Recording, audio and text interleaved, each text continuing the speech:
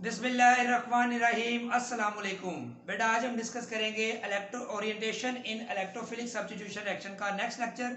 इससे पहले हमने डिस्कस किया था कि आर्थो पैरा डायरेक्टर्स क्या होते हैं और जो पहले से मौजूद बेंजीन पे सब्स्टिट्यूट होता है जैसे कि एक्स है, वो आने वाले इलेक्ट्रोफाइल को आर्थो और पैरा पर ही क्यों बेचता है।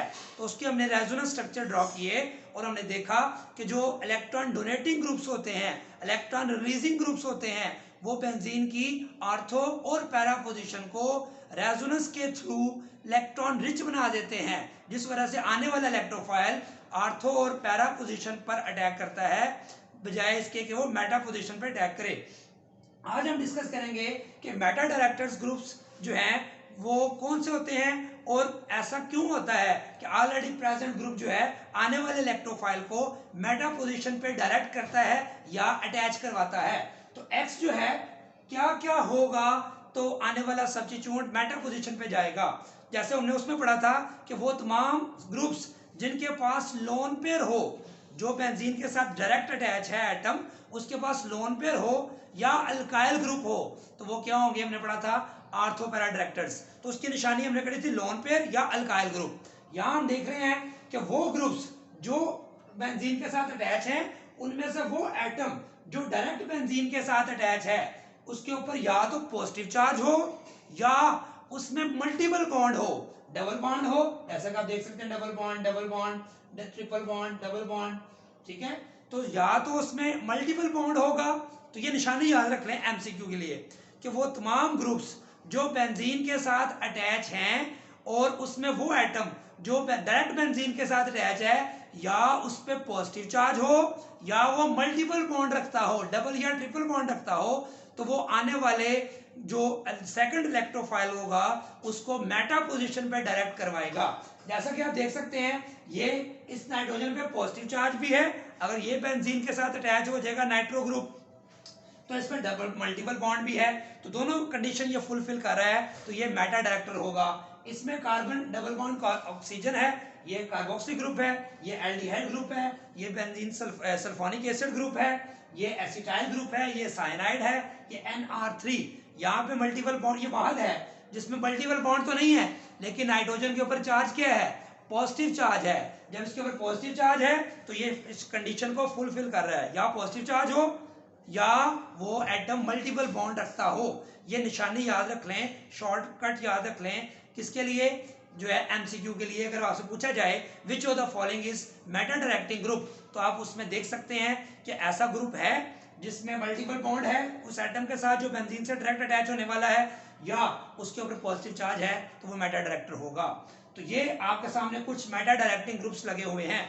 ऐसा क्यों होता है कि ये ग्रुप जब बेंजीन के साथ अटैच हो तो आने वाले को मेटा पोजीशन पे क्यों डायरेक्ट करता है। इसके लिए आप सामने देख सकते हैं कि मैंने नाइट्रोबेंजीन जो है वो स्ट्रक्चर आपके सामने ओपन करके लिखा हुआ है। जब इस स्ट्रक्चर को हम देखते हैं तो इसके हम जब तक रेजोनेंस नहीं पढ़ेंगे तब तक हम ये बता नहीं सकते कि कौन सा ग्रुप जो है वो आर्थो पैरा होगा और कौन सा मेटा होगा। तो इसलिए याद रखें, हमने जो आर्थो पैरा डायरेक्टर्स पढ़े थे तो हमने क्या कहा था कि जो लोन पेयर होता है, जो बेंजीन के साथ एटम अटैच है, उसके पास अगर लोन पेयर है तो वो लोन पेयर शिफ्ट कर देता है रेजोनेंस की वजह से आर्थो और पैरा पोजीशन पर, इसलिए उसको हमने कहा था कि वो आर्थो पैरा डायरेक्टर है। लेकिन यहाँ पे आप देख सकते हैं, और वो ग्रुप क्या थे, इलेक्ट्रॉन डोनेटिंग ग्रुप थे, इलेक्ट्रॉन रिलीजिंग ग्रुप थे। तो यहाँ पे देखें इस नाइट्रोजन में क्या चार्ज है, पॉजिटिव चार्ज है, तो ये रिंग से इलेक्ट्रॉन पेयर को बाहर की तरफ अट्रैक्ट करेगा। वहां आपको याद होगा कि लोन पेयर बेंजीन को डोनेट करते थे, तो जो बेंजीन का पाई बॉन्ड ये वाला था वो इस तरफ शिफ्ट हुआ था नेगेटिव चार्ज की फॉर्म में। लेकिन यहां क्या होगा, ये इस नाइट्रोजन ने बेंजीन के पाई बॉन्ड को बाहर अपनी तरफ अट्रैक्ट कर लिया है। जब ये बॉन्ड बेटा बाहर आएगा तो ये डबल बॉन्ड यहाँ पे क्रिएट हो जाएगा। जब यहाँ डबल बॉन्ड क्रिएट होगा तो इस पाई बॉन्ड को ऊपर शिफ्ट करना पड़ेगा। तो ये मैंने पाई बॉन्ड यहाँ लिखा नहीं है क्योंकि ये ऊपर शिफ्ट होके नेगेटिव चार्ज बन चुका है। आपको पता है जब आप एक पाई बॉन्ड को आगे की तरफ शिफ्ट करते हैं, जब ये पाई बॉन्ड इधर आएगा तो अगर मैं इस बॉन्ड को आगे शिफ्ट ना करता, इसको आगे शिफ्ट ना करता, तो नाइट्रोजन के 1 2 3 4, एक जब इधर से आया तो 5 बॉन्ड हो जाएंगे। तो नाइट्रोजन के 5 बॉन्ड नहीं हो सकते। नाइट्रोजन पे जब पॉजिटिव चार्ज हो तो उसके 4 बॉन्ड हो सकते हैं। अगर आप इस बॉन्ड को आगे शिफ्ट नहीं करेंगे तो ये स्ट्रक्चर रेजोनेंस स्ट्रक्चर नहीं कहलाएगा। तो एक बात ये याद रखें कि ये स्ट्रक्चर इसने क्या किया, बेंजीन के पाई इलेक्ट्रॉन्स को विड्रॉ कर लिया। तो बेंजीन से पाई इलेक्ट्रॉन जब बाहर आएंगे तो इस कार्बन के पास डेफिशिएंसी हो जाएगी, तो इसके ऊपर पॉजिटिव चार्ज क्रिएट हो जाएगा। जबकि आर्थो पैरा डायरेक्टर में याद करें, जब यहाँ पे हमने फिनोल लिया था, OH लिया था, तो OH ने अपना लोन पे बेंजीन को डोनेट किया था। तो जब यहाँ पे डबल बॉन्ड क्रिएट हुआ था तो ये पाई बॉन्ड यहाँ शिफ्ट हुआ था, तो आर्थो पोजीशन पे नेगेटिव चार्ज क्रिएट हुआ था। अब इसने चूंकि विड्रॉ कर लिया है, ये विड्रॉइंग ग्रुप है, इसने पाई बॉन्ड को बाहर विड्रॉ कर लिया, तो इस कार्बन पे अब नेगेटिव की बजाय डेफिशिएंसी हो जाएगी।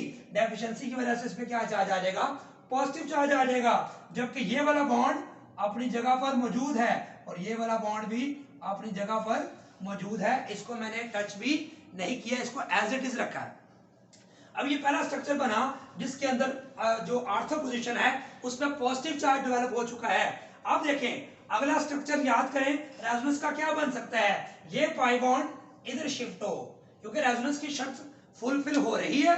क्या थी शर्त, मैंने बताया था pi bond single bond alternate positive charge हो या pi bond single bond alternate negative charge हो, लोन पेयर हो, तो रेजोनेंस हो सकती है। तो यहां देखें pi bond single bond alternate positive charge है तो इसमें रेजोनेंस होगी। ये पाई बॉन्ड इधर शिफ्ट होगा तो ये पॉजिटिव चार्ज यहां खत्म हो जाएगा, लेकिन ये बॉन्ड जब इधर शिफ्ट होगा तो इस कार्बन पे पॉजिटिव चार्ज क्रिएट हो जाएगा। और ये पाई बॉन्ड जब इधर शिफ्ट होगा तो ये बॉन्ड इधर आ गया, ये पहले वाला ही है। अब देखें पैरा पोजीशन पे, वहां याद करें आर्थो पैरा डायरेक्टर में पैरा पोजीशन पे क्या चार्ज आया था, नेगेटिव आया था। यहां पैरा पोजीशन पे कौन सा चार्ज आ गया, पॉजिटिव चार्ज आ गया। वहां पैरा पोजीशन इलेक्ट्रॉन रिच बनी थी, यहाँ पे जो पैरा पोजीशन है वो इलेक्ट्रॉन डेफिशिएंट हो गई है। इसके बाद अगला स्ट्रक्चर क्या होगा, अगला स्ट्रक्चर फिर रेजोनेंस है, ये पाई बॉन्ड इधर शिफ्ट हो जाएगा, इसकी प्रैक्टिस में पहले करवा चुका हूं। तो ये जो पाई बॉन्ड इधर शिफ्ट होगा इसको तो हमने छेड़ा ही नहीं, ये एज इट इज आ जाएगा। ये पाई बॉन्ड जब इधर शिफ्ट होगा तो ये पॉजिटिव चार्ज खत्म हो जाएगा क्योंकि इसकी वैलेंसी पूरी हो जाएगी, और इस कार्बन पे जब डेफिशिएंसी क्रिएट हो जाएगी तो यहाँ पॉजिटिव चार्ज क्रिएट हो गया। तो फिर कहाँ पे पॉजिटिव चार्ज आया, आर्थो पोजीशन पे भी पॉजिटिव चार्ज फिर दोबारा आ गया है। तो सेम स्ट्रक्चर जो बने थे हमारे OH फिनोल के लिए, वहां फर्क क्या था, वहां आर्थो और पैरा और फिर आर्थो पोजीशन पर नेगेटिव चार्ज क्रिएट हुआ था। ये फर्क याद रखना है क्योंकि वहां electron donating group, electron releasing group attach था बेंजीन के साथ, लेकिन यहाँ पे कौन सा ग्रुप अटैच है, इलेक्ट्रॉन विड्रॉइंग ग्रुप अटैच है। ये बेंजीन के इलेक्ट्रॉन्स को विड्रॉ कर रहा है, और कहां से विड्रॉ कर रहा है, आर्थो से कर रहा है और पैरा से कर रहा है और फिर आर्थो से कर रहा है। इससे क्या पता चला, जो इलेक्ट्रॉन डोनेटिंग ग्रुप थे वो बेंजीन की आर्थो पैरा पोजीशन को इलेक्ट्रॉन रिच बनाते थे, आपको याद होगा। यानी कि अगर फिनोल का स्ट्रक्चर आपको याद है, यहाँ पे नेगेटिव आया था, यहाँ पे नेगेटिव आया था, और यहाँ पे नेगेटिव, यहाँ पे डबल बॉन्ड आया था, आपको याद होगा, यहाँ पे पॉजिटिव चार्ज आया था। तो ये फिनोल का मैंने रफ स्केच किया है। आर्थो पैरा इलेक्ट्रॉन रिच हुई थी, नेगेटिव चार्ज क्रिएट हुआ था, बेंजीन की जो है वो इसके ऊपर इलेक्ट्रोफाइल का अटैक आसानी से हो गया था। जबकि जब इलेक्ट्रॉन विड्रॉइंग ग्रुप लगा तो इसकी आर्थो और पैरा पोजीशन इलेक्ट्रॉन रिच नहीं हुई, इलेक्ट्रॉन डेफिशिएंट बन गई है। इसलिए इसकी आर्थो पैरा पोजीशन जब डेफिशिएंसी का शिकार हो चुकी है, इसमें जो है इलेक्ट्रॉन कम हो चुके हैं, इस पे पॉजिटिव चार्ज क्रिएट हो चुका है, तो जब भी कोई इलेक्ट्रोफाइल इस पे आना चाहेगा, जब भी कोई इलेक्ट्रोफाइल यहां अटैक करना चाहेगा, तो वो दूर से देखेगा कि आर्थो पे जाऊं या पैरा पे जाऊं या मेटा पे जाऊं, तो आर्थो और पैरा पर उसको जब पॉजिटिव चार्ज नजर आएगा या डेफिशिएंसी होगी तो वो फैसला करेगा कि यहाँ मेटा पोजीशन पर पॉजिटिव चार्ज नहीं है, नेगेटिव तो नहीं है लेकिन पॉजिटिव भी नहीं है। इसका मतलब मेटा पोजीशन, ये जो इसकी मेटा पोजीशन है, ये आर्थो और पैरा की निस्बत कंपेरेबल, अगर हम कंपेयर करें तो आर्थो और पैरा की निस्बत वो मेटा पोजीशन पर अटैच होना पसंद करेगा।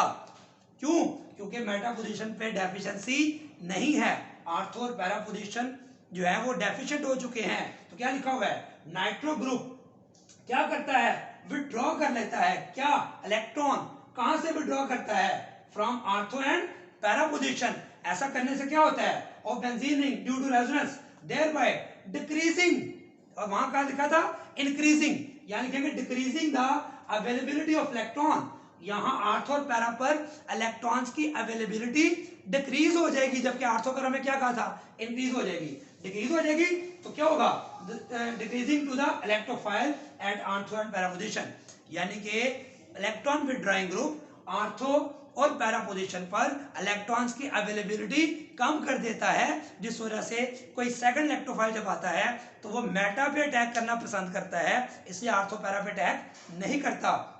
इसलिए ये ग्रुप्स जब भी बेंजीन के साथ अटैच होंगे, जिनके पास डबल या ट्रिपल बॉन्ड होगा या उस पर पॉजिटिव चार्ज होगा, वो आर्थो और पैरा पोजीशन को इलेक्ट्रॉन डेफिशिएंट बना देंगे और वो मेटा पोजीशन पे इलेक्ट्रोफाइल अटैक करेगा। ये हमने स्ट्रक्चर बना के इसके रीजन डिस्कस कर लिया है। अब देखिए इसका रिएक्शन हम करते हैं कि बेंजीन की जब नाइट्रेशन करवाएं तो हमारे पास 50 to 55 degree centigrade temperature require होता है, हमारे पास नाइट्रोबेंजीन बन जाता है। अब इस नाइट्रोबेंजीन में हम दोबारा नाइट्रेशन करते हैं तो हमारे पास, हम उसको 50 टेम्परेचर देते हैं तो रिएक्शन नहीं होता, हम उसको 60 टेम्परेचर देते हैं, रिएक्शन नहीं होता, नाइट्रेशन नहीं होती।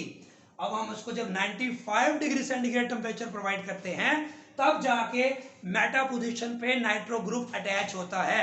इससे क्या बात हमें समझ में आई, ये तो मैं बता चुका हूं कि नाइट्रो ग्रुप जब लगा होगा तो आने वाला नया नाइट्रो ग्रुप या क्लोरीनेशन करें तो क्लोरीन ग्रुप, उसने मेटा पोजीशन पे जाना है क्योंकि ये मेटा डायरेक्टर है। ये बात तो हमने इसमें तफसील में पढ़ ली है। लेकिन अब इससे इस नाइट्रो ग्रुप के आने से सेकंड इलेक्ट्रोफाइल के लिए रिएक्शन की स्पीड सिंपल बेंजीन की नाइट्रेशन से सिंपल बेंजीन की इलेक्ट्रोफिलिक सब्स्टिट्यूशन रिएक्शन की निस्बत स्लो हो गई है, कम हो गई है, रिएक्टिविटी कम हो गई है। क्या वजह है, क्योंकि यहाँ 50 पे रिएक्शन हो रहा है, यहाँ पे 95 से हो रहा है, पे हो रहा है। इस तरह याद करें जब हमने टॉलिन की दोबारा नाइट्रेशन करवाई थी तो हमने देखा था कि टेम्परेचर वहां कितना लगा था, 30 टू 40 डिग्री सेंटीग्रेड। तो हमने वहां कहा था कि नॉर्मल बेंजीन की नाइट्रेशन करें तो 50 टेम्परेचर चाहिए होता है, जबकि बेंजीन की टॉलिन की नाइट्रेशन की थी 30 टेम्परेचर पे। हमने कहा था जो टॉलिन के ऊपर जो मिथाइल है वो रिएक्टिविटी को इंक्रीज भी कर रहा है, आर्थो पैरा पे तो भेज ही रहा है, आर्थो पैरा पे जाने को कहते हैं ओरिएंटेशन, और वो रिएक्टिविटी को इंक्रीज कर रहा है, इसको बोलते हैं activating group. Reactivity of benzene को इंक्रीज कर रहा है toward second electrophilic substitution reaction. तो यहाँ नाइट्रो ग्रुप फर्दर नाइट्रेशन को जो है वो स्लो कर रहा है, रिएक्टिविटी को कम कर रहा है toward second electrophilic substitution reaction. इसलिए इन ग्रुप्स को हम क्या बोलते हैं कि meta directors are always deactivating groups. उसमें हमने क्या पढ़ा था, उसमें हमने पढ़ा था एक्टिवेटिंग भी हो सकते हैं और डीएक्टिवेटिंग भी हो सकते हैं। ज्यादातर एक्टिवेटिंग होते हैं कि बेंजीन की एक्टिविटी को इंक्रीज करते हैं, लेकिन आर्थो पैरा डायरेक्टर्स में हमने एक एक्सेप्शन बताई थी मैंने आपको कि फ्लोरीन, क्लोरीन, ब्रोमीन, आयोडीन जो है ये ग्रुप्स इलेक्ट्रॉन जो है ये आर्थो पैरा डायरेक्टर्स तो हैं लेकिन वो एक्टिवेटिंग नहीं होते बल्कि डीएक्टिवेटिंग होते हैं। उसकी तफसील हमने आगे जाकर डिस्कस करनी है। तो यहाँ पे देखें कि मेटा डायरेक्टर्स फिर इसने क्या किया, इसने बेंजीन की रिएक्टिविटी को towards second electrophilic substitution reaction क्या कर दिया है, कम कर दिया है, इसलिए इसको क्या बोलेंगे, डीएक्टिवेटिंग। तो आर्थो पैरा में तो हमने दो कैटेगरीज पढ़ी थी, एक्टिवेटिंग भी हो सकते हैं और डीएक्टिवेटिंग भी हो सकते हैं, जबकि meta directors are always deactivating. अगर आप चाहते हैं इसकी फर्दर नाइट्रेशन करवाएं इस मेटा पोजीशन पर तो होगी नहीं होगी, क्योंकि इसकी रिएक्टिविटी तो ऑलरेडी कम थी और ज्यादा सब्स्टिट्यूशन करवा, दोनों नाइट्रो ग्रुप लगा दिए हैं, दोनों विथड्रॉइंग है, तो ये फर्दर सब्स्टिट्यूशन इसमें नहीं होगी। जबकि टॉलिन में आपने देखा था हमने 2, 4, 6 ट्राई नाइट्रोटॉलिन भी बना लिया था क्योंकि उससे एक्टिविटी बढ़ती जा रही थी। अब इसका कुछ एमसीक्यूज आप देख सकते हैं, which of the following is most reactive. आपने बताना है सबसे ज्यादा रिएक्टिव कौन सा है, तो बेंजीन है, क्लोरोबेंजीन। आपने बताया था क्लोरीन आर्थो पैरा डायरेक्टर है लेकिन डीएक्टिवेशन करता है, तो ये बेंजीन से इसकी रिएक्टिविटी कम होती है। उसके बाद बेंजल्डिहाइड, तो ये एल्डिहाइड कौन सा है, मेटा डायरेक्टर, तो ये भी रिएक्टिविटी को कम करेगा, तो ये डीएक्टिवेटिंग है, तो ये बेंजीन से कम रिएक्टिव होगा। और नाइट्रोबेंजीन में भले बता चुका हूं कि वो लेस रिएक्टिव होता है, तो मोस्ट एक्टिव यहाँ पे कौन होगा, बेंजीन होगा। Which of the following is least active, least active कौन सा है, देखें बेंजीन है, उसके बाद एनिलीन आपको पता है आर्थो पैरा डायरेक्टर है और एक्टिवेशन करता है, तो एक्टिविटी को इंक्रीज करेगा। फिनोल भी आर्थो पैरा डायरेक्टर, एक्टिवेशन करता है, एक्टिविटी को इंक्रीज करेगा। जबकि ये कार्बोक्सी ग्रुप है, ये मेटल डायरेक्टर है, और मेटल डायरेक्टर होने की वजह से ये हमेशा डीएक्टिवेटिंग करेगा, तो ये इसकी ऑप्शन बनेगी कि ये लीस्ट रिएक्टिव होगा। Which of the following is deactivating? Deactivating कौन सा है, रिएक्टिविटी को कौन कम करता है? तो ब्रोमीन में बता चुका हूं, आर्थो पैरा है लेकिन डीएक्टिवेटिंग करता है। साइनाइड ये मेटल डायरेक्टर है, ये डीएक्टिवेटिंग होगा। सल्फोनिक एसिड ग्रुप डीएक्टिवेटिंग होगा, तो ये आल ऑप्शन होगी। दूसरा, which of the following is deactivating? Chlorine, bromine, iodine. मैंने बता दिया कि ये आर्थो पैरा डायरेक्टर हैं लेकिन डीएक्टिवेटिंग हैं, तो ये भी आल ऑप्शन आएगी। Which of the following is activating group? Activating कौन सा है? क्लोरीन अभी बताया डीएक्टिवेटिंग है, नाइट्रो मेटल डायरेक्टर होने की वजह से डीएक्टिवेटिंग है, एल्डिहाइड मेटल डायरेक्टर होने की वजह से डीएक्टिवेटिंग है, तो अल्काइल ग्रुप बड़ा, अल्काइल बचा, और अल्काइल ग्रुप मैंने बताया था वीकली एक्टिवेटिंग होता है। Which of the following is ortho para director with deactivation? Ortho para director भी हो और डीएक्टिवेशन भी हो, तो एक एक ऑप्शन है हैलोजन। तो देखें ये एक्टिवेटिंग है, ये भी एक्टिवेटिंग है, और ये भी एक्टिवेटिंग है। ये दोनों स्ट्रांगली एक्टिवेटिंग है, ये वीकली एक्टिवेटिंग है, और ये वाला कौन सा है? ये डीएक्टिवेटिंग है। और क्लोरोबेंजीन की आप नाइट्रेशन करवाएंगे तो वो सिंपल बेंजीन की निस्बत स्लो होगी। तो ये कुछ एमसीक्यूज हमने सारे डिस्कस कर लिए हैं। अब नेक्स्ट लेक्चर में हम डिस्कस करेंगे जो मैंने पहले भी बताया था कि जो क्लोरीन, ब्रोमीन, आयोडीन है, ये आर्थो पैरा डायरेक्टर होने के बावजूद ये डीएक्टिवेटिंग कैसे हो गए, तो उसकी डिस्कशन हम नेक्स्ट लेक्चर में करेंगे। और फिर हम एक ये भी शॉर्ट क्वेश्चन करेंगे कि मिथाइल, इथाइल, प्रोपाइल, इनके पास लोन पेयर तो होता ही नहीं है, तो ये फिर कैसे एक्टिवेटिंग है या कैसे आर्थो पैरा डायरेक्टर्स हैं, या आर्थो पैरा पोजीशन को कैसे इलेक्ट्रॉन रिच बना देते हैं। उसमें चूंकि लोन पेयर तो है नहीं, तो इसलिए उसको नेक्स्ट सेक्शन में डिस्कस करेंगे। दुआ में याद रखें, चैनल को सब्सक्राइब नहीं किया तो सब्सक्राइब करें और अपने फ्रेंड्स में शेयर करें, कमेंट्स जरूर दीजिएगा। अल्लाह हाफिज़।